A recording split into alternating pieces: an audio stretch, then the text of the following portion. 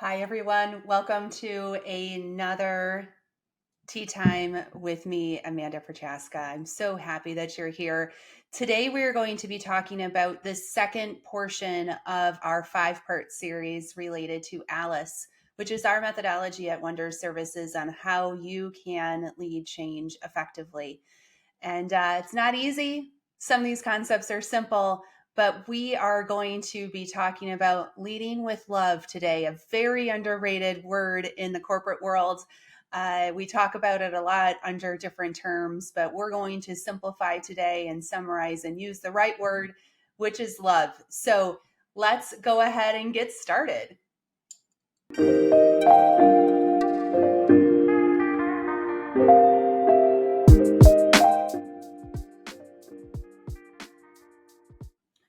Today, first of all, grab your coffee, grab your tea. We're going to chill today for a handful of minutes talking about leading for love. But today I have an awesome teacup. It's a pineapple. You might be able to see behind me. I'm a huge fan of pineapples. Some people might say that I love them. And the tea today is a mint lemon balm, which is also a great tea for if you are stressed as a change leader. Grab your mint lemon balm. Lemon balm actually decreases the cortisol in your body and helps you not feel as stressed day in and day out. So it's my go-to if I'm feeling stressed, but luckily today I'm not. So, but it's still a good tea for us to be talking about today. So what does it mean to lead with love? And as I mentioned in my earlier comments, love is a very underutilized word in corporate America today, or even corporate in general, depending on where you're listening from. And but we kind of like go around the word and talk about other things that really are attributes of being a loving leader. So we're going to touch on some of those today, but we're going to really focus on 3 different ways, specifically how you can lead with love when you're leading a change initiative. So let's go ahead and get started with number one. Number one is talking about a word that's used a lot in corporate America. Empathy and understanding is basically number one on the list of how you lead with love as a change leader. Empathy can show up in all kinds of different ways, but really at the baseline of it is truly putting yourself in somebody else's shoes and trying to understand their perspective, their point of view, their experience, their understandings of the change itself. And it's really all about actively listening to them, encouraging points of interaction so that you can understand their perspectives. Now, I know some of you are leading changes like I used to, where you had like 6,000 people that were being impacted by the change, or 10,000 people. You're not going to be able to hear from everyone. But every time you have an opportunity to interact, think about it in a way, instead of thinking about it as I'm going to share information out, which is what so many leaders do. It's what I used to do. But reframe that in a way to say, I am going to be seeking feedback through this interaction. So that's part of the reason why we don't prefer email communications when we're doing a lot of communications at Wonder Services, because it doesn't provide that opportunity. So if you can think about how you want to create those points of engagement with your team, with their end users, whoever's being impacted by the change, so that you can create moments for feedback and empathy. So the reaction of empathy sometimes can be a hard one too, where someone says something that A, isn't true or misunderstood or incomplete. Sometimes, like I know I used to do this, it's like, no, that's not right. Like, no, you don't understand that. That's not true. That's not empathetic. Really, an empathetic leader is they take that feedback, even if it's not true, and as a point of, I need to get better at what I'm doing. So we like to train change leaders to say all feedback is gold. Every single moment of interaction, whether it's not true or incomplete, that's gold, because basically then what you can do is incorporate that into a next communication, a next presentation, a next one-on-one, a next talking points, so that you can understand that there are certain people, at least in the organization, that didn't understand the point or have a misunderstanding of what the reality is going to be. So take those moments, create those moments like that really, as a change leader, is job number one, is to create moments of feedback so that you can create context for the change. Job number one as a leader. And you can only do that if you are empathetic to what is going on within the organization and that feedback. Okay, so I'm going to take a sip because this tea is so good. Plus, honestly, it keeps my mouth from getting too dry as I'm sharing these thoughts with you. But the next, number two, the next item with leading with love is open and transparent conversation and communications. So, not the easiest thing to do. And actually, if I look back over all of the change initiatives that we have led at Wonder Services, I think the number one thing that change leaders struggle with, especially if there is some big change that is going to be impacting people's jobs, who they report to, etc. The thought process that most leaders have is, if I don't have all of the information yet, I'm not going to communicate anything. Or if it's going to be bad news, I would rather not communicate it now. Both of those are extremely dangerous for any change leadership or change management initiative. And the reason why is because I'll take example number one. I'm not going to communicate anything until I have everything buttoned up. What happens in that case is, you're not creating those moments of empathy that we talked about before. We're waiting too long. But we also are allowing people to create their own realities. And that's human nature. When people know something's coming, but they don't know what it's going to look like, and guess what they do? They create their own reality. I do that. I see that happening with my daughters all the time. Someone doesn't text them back and they're like, what the heck? Are they mad at me? Is something going on? Do they not like me anymore? And it's like, well, no, actually they were just busy. There's actually nothing going on. But people do that all the time. And so by not communicating, even if it's incomplete, you're allowing people to create that reality. And unfortunately, once they do that, and it's usually not a good reality, to be honest with you, like most people don't go to sunshine and rainbows. They're thinking brimstone and fire, right? So once people do that and you wait too long, it's really, really hard to get people to reformat that new reality that's actually going to be the reality. You're making your life a lot more difficult, and you're going to have a lot more resistors at the end of the day. So don't do that. And in fact, so I'll give you a recent example of a client that we're working with. They decided to change their go live date. And it's a merger situation, and they're moving from one ERP to another because of the merger or the acquisition. And so one leader in the room was like, I don't want to communicate the deadline change. We're shifting it by several months. And he's like, I don't want to communicate it because I don't want people to take their foot off of the pedal.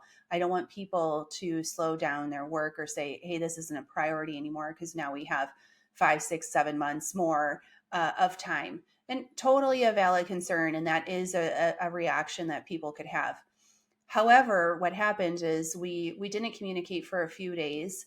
And all of a sudden we started hearing feedback from people. We were on a phone call, and one gentleman said, hey, they Steerco already decided X, Y, and Z. Or we heard another person saying that they were having difficulties in the project. And so it's probably not going to happen because they're delaying the date. All of that kind of stuff is people creating their own reality. None of it was real. And luckily, we didn't let it go for very long. We got alignment internally to create a formal communication out to the organization, explaining exactly why we changed the go live, and it had nothing to do with the ability to be successful. It had everything to do with resource constraints, and we also clarified when we would have more information about what the date might be, and giving a commitment to the organization of when that was going to be. So it was a really eloquent way. We also, by the way, said this doesn't change any of the deliverables that we have and on the plate right now. And we are still going forward full blast ahead, and making sure that that was extremely clear to everyone that this is not an opportunity to deprioritize this project. So, and it went over really well. Now there's clarity, and people are on board with what's going on, and we were able to shift what they were thinking as their reality to what is actually reality.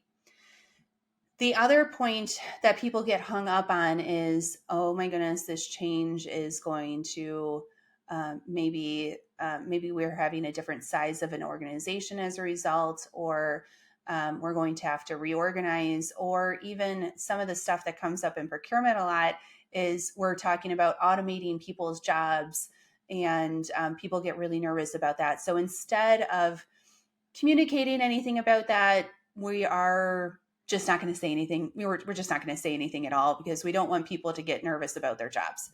Well, funny enough, everyone, people are nervous about their jobs, right? You're not avoiding anything. You're actually making it worse. And we have this conversation over and over and over again with change leaders.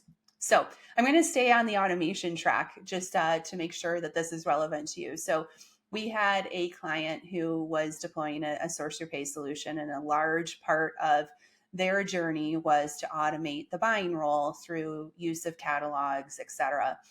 And obviously there was nervousness within the buying team around what that meant. And you go out and people can look at it online, like they see these even if you don't communicate anything, they can research it and see that a big portion of the selling point is the automation of a buyer role.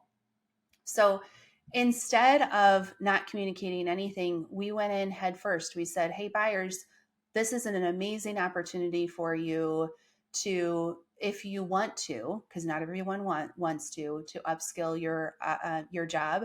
And we are going to be looking for people to start doing some more strategic sourcing, some supplier management, some supplier diversity opportunities, some risk activities that we need supported in the organization. And just not just saying that, but then explaining what each of those are, right? Going into the details. We had a ton of meetings with their buyers to talk about what does this new world look like? What is the opportunity for you? What skills are you going to need to have for that? And then, oh, by the way, if you don't want to do that work, here's the work that the buyers are going to do as a result of the automation, because there's still a lot of work. You still have to do open PO management. You have to do expediting. You have to do tolerance issue resolution. You have to make sure that you're working with your stakeholders to ensure that the purchase orders are open for the right time period, especially if you have blanket purchase orders. So there's a lot that a buyer still needs to do, even if the transactional process on the requisition side is automated. So we took the time. We took the time to love them, to gain their perspective and be open and transparent in our communications. And guess what happened? They bought into it, right? We helped them shape their reality to provide that context. And we offered them that perspective instead of withholding it. So if you are faced with a big change that you know people are going to be fearful of, don't wait. Think about them. They're going to be thinking worst case scenario. And most of the time, if you do it well, it's not worst case scenario. You can paint a picture for them, give them options, give them the support that they need so that they can make the right decision for themselves and their families around what they want to do next. So that's the loving way. And people will appreciate that. And your change is going to go a lot more effectively because of it. All right. This next one, point number 3, is going to be a little bit of what I just talked about, but in a different light. And that is support and development. So when you are going through change, everyone's going to have questions. They're going to have things that they thought they knew how to do that they don't know how to do. And there also are going to be needs for maybe even further skill development, as I was mentioning in my last example. And if you are truly leading with love, you make sure that everyone in the organization knows early on what resources are available to them for support and development. This is a great way to bring people along. It's a great way to lead with love, and it's a great way to make your change initiative successful. So what does that look like? I'll give you a couple of examples. So when we work with our clients in general, what we do from a support standpoint is we initially we have an email box or a number that they can call to ask any question that they want. And this is early on in the project where we're just offering up awareness communications, but people will still have questions. Of course, as I talked about earlier, we also create a ton of moments for interaction and feedback. So people feel supported just from that.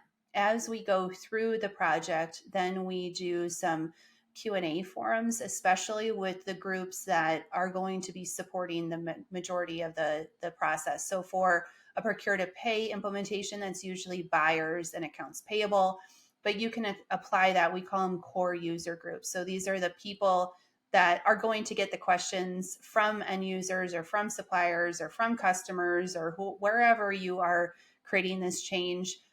Those are the core users that we need to make sure that they feel super, super supported. So we do Q&A forums, and they're just open calls once or twice a week, optional for people to join, but they can join and hear other people's questions and hear the answers, or ask their own questions and receive answers, or just bring up concerns in general. So it's a great way to offer support. And then I'm also personally a fan for most of the changes. If you have multiple locations or key locations, as you get closer to go live, that we actually have people on site to help those folks. Now, only if you're actually working in an office that works, or if you have manufacturing locations. If you're a more remote organization, it would be virtual hours that people can get in touch with you. We also do a lot of work around escalation paths. So if you, as an end user, have a question, who do you go to, and then who do they go to? And we provide a lot of transparency about that, not only to the general end users, but most importantly, and please note this, to executives.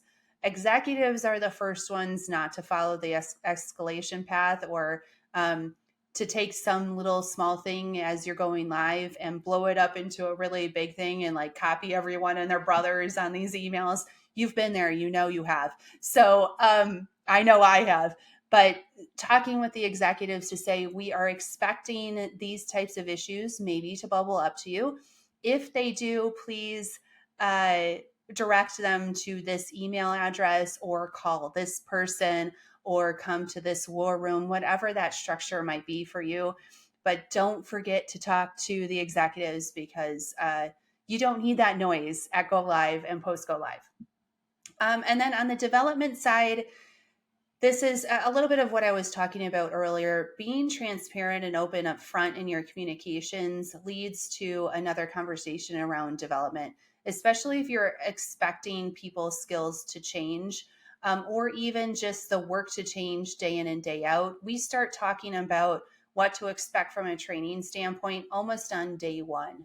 So people know that, hey, we understand that you were doing A before, and we're going to be asking you to do B. And it's not just for the technology deployments. It's not just hey, B is the transactions in the system. You have to be thinking a lot broader than that. So it's not only the transactions in the system, but the processes around it, the skill sets that they might need to develop to be able to support the work. So think about training holistically around your different aspects of what you're looking for. And we actually have 8 different parameters that we look at within Wonder Services to help make sure that the change training is really comprehensive. And those are things like, hey, are there policy changes, process changes, obviously the tech changes? Are we expecting anything different culturally? Is there going to be an organizational change, and what does those roles and responsibilities look like? And how does that RACI come together? We also could have data changes. We could have metric changes, and I think I'm forgetting one of them. But anyway, you get the point. Like, you have to be thinking about it comprehensively, so that you can really develop your team and lead with love at the end of the day. So we are on this journey right now of obviously you joining Tea Time, which we love, but we're doing a 5-part series on Alice, and the first one was acting with authenticity. So there will be a link below to that video. And then the next one up is going to be inspiring others, which is the I in Alice. And so we look forward to you rejoining that and loving the conversation yet again. And speaking of love, if you do love this video, please hit the subscribe button so you don't miss any more of the 5-part series. But then also hit like, because it helps us with our reach and ability to hopefully create positive change throughout corporate and help you as much as possible. So we do appreciate that. Lastly, I will say that we also love to share additional insights and perspectives through our newsletter. So there will also be a link below to the newsletter so that you can subscribe to that too. We would love to see you there. So until next time, cheers, and keep up the great work.